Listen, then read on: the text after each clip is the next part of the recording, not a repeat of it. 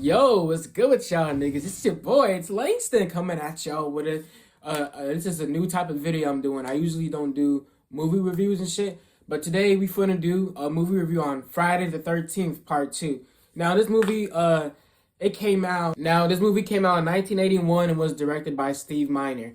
So, the movie starts off, with a flashback slash dream type shit from the first movie, and they get into that or whatever. What happened in the last movie, all the chase scene and stuff with the old woman and shit, Jason's mom.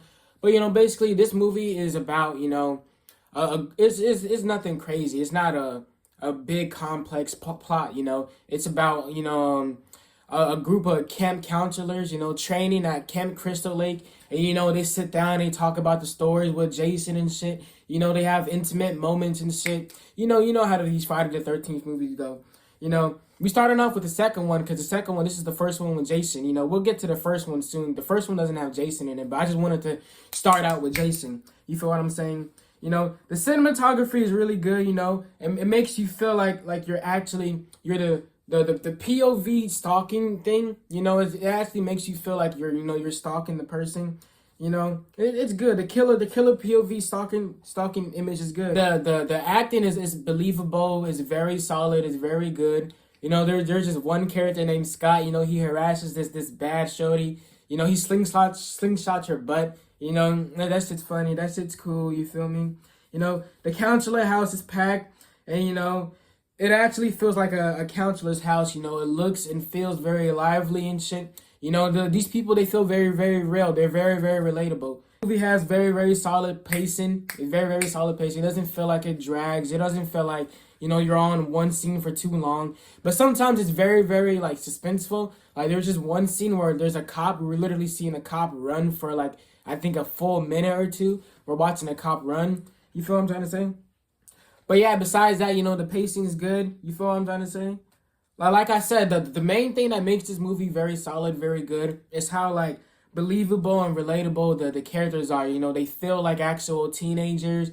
They laugh, they have a good time, they're intimate with one another. It feels very real, and it feels like, it's crazy how, some people, we know the Jason myth, the Jason stories are true. And it's cool when, people like Jenny, she sits down and she actually thinks about the stories with Jason and she believes them. And everybody's like, oh nah, it's just a story, it's just stories. But we know later throughout the movie that Jason, what happened with his mom and shit, his mom killing people. We know that's just not a story. We know that is true.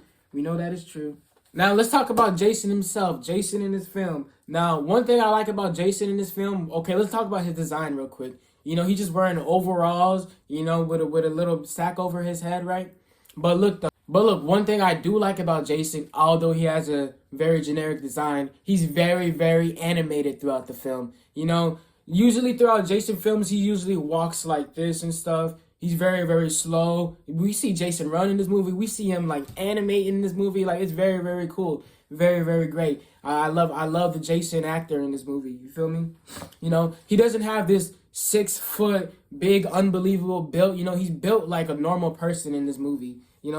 And I really like the scene. It's very, very clever how Jenny, she puts on Jason's mother's sweater to try and trick him because she know that there's something wrong with Jason if he's out here killing people for no reason. So of course he'll be delusional to the point where oh, is this actually my mom? I'm already listening to my mom and her head is literally on top of the thing.